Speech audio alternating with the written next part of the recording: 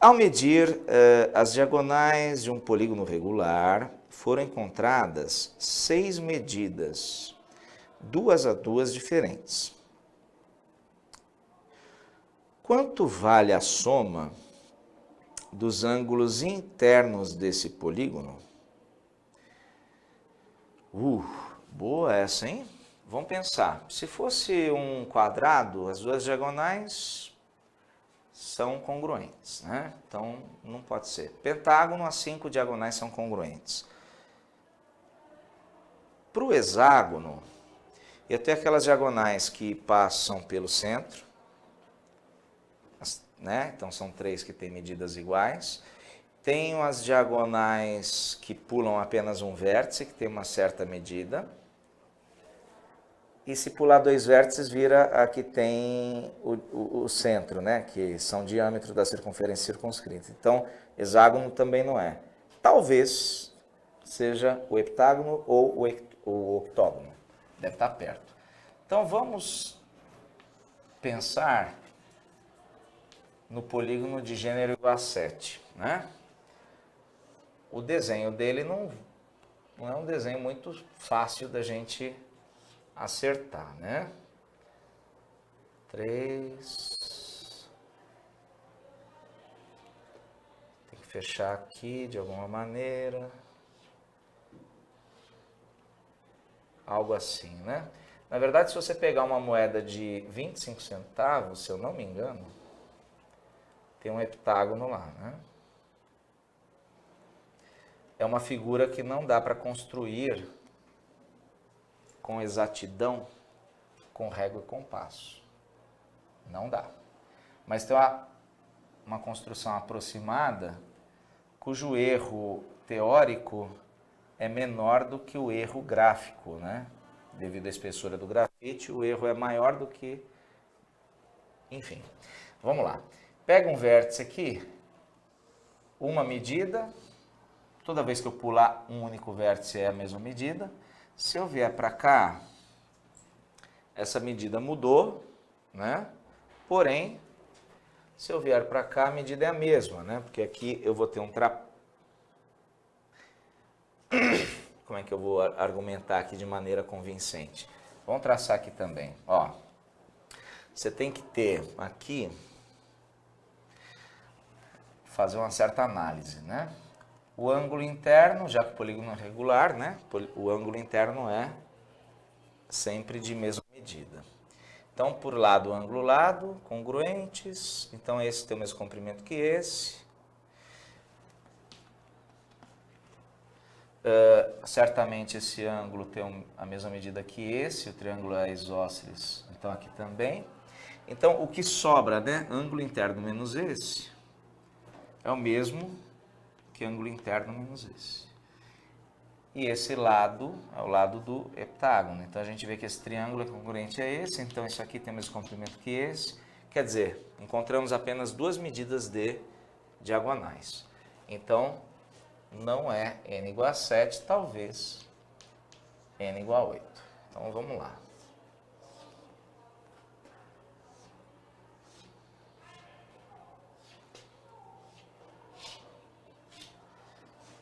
Então, aqui, pegando a partir de um vértice, tem uma medida, aqui outra. Já deu para ver que tem 3 medidas distintas, né? Só que ele falou que são 6 medidas. Ah, rapaz, eu estou pensando em 3. Por isso que eu estou tão devagar aqui para chegar lá. Meu Deus do céu. Deixa eu ver. Será que dá para a gente dar um salto só olhando para cá? Bom, talvez dê, né? Ó. Se o polígono tiver um número par de vértices, né, de lados, ou seja, o gênero for par, que é esse número aqui, haverá uma diagonal que passa pelo centro. Então, uma medida. E aí você vai ter para cá outra medida, para cá outra e assim por diante. Ou seja, toda vez que o gênero for par, teremos um número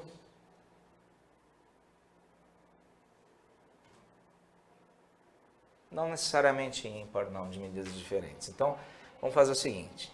Eu tenho um vértice, aqui está o vértice oposto, aqui está o centro da circunscrita, eu preciso ter uma medida, outra, então já foram 5, 6 medidas distintas, aqui um vértice, lado, tá mal desenhado, óbvio, né? Nossa senhora, tá péssimo. Porém, já deu para ter uma ideia, né? O que acontece? A gente tem que ter aqui, ó, um vértice, não vamos contar esse não, vamos contar só o oposto. Então tem 1, 2, 3, 4, 5, 6, 7, com 14, com 14 vértices vai dar certo. Então n igual a 14 vai me dar 6 medidas distintas, porque de cada vértice a gente tem a mesma ideia, né, acontecendo. Será que com 13 não?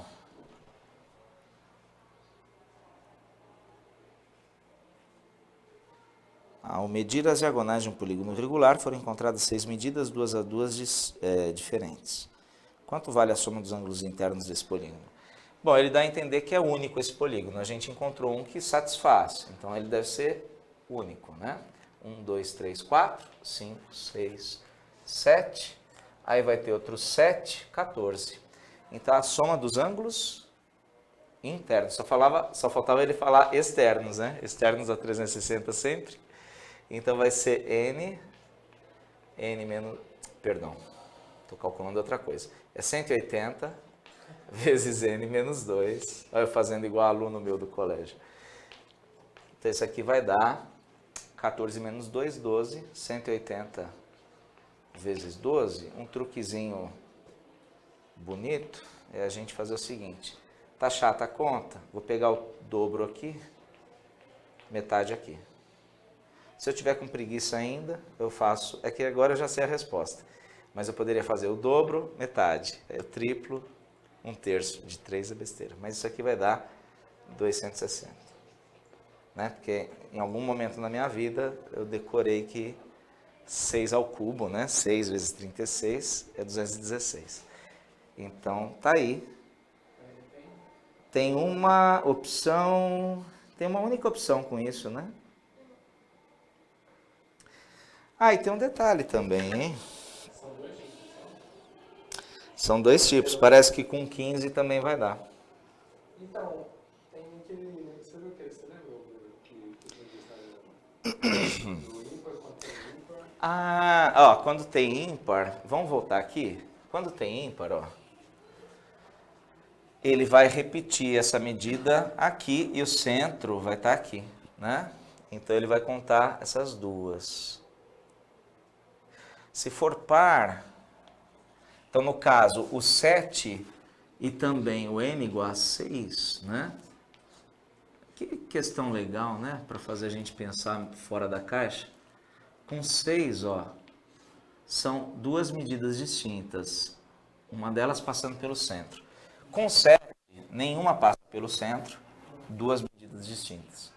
Então, 6 e 7, 2 medidas. 8 e 9, 3 medidas. 10 e 11, 4 e assim por diante. Né?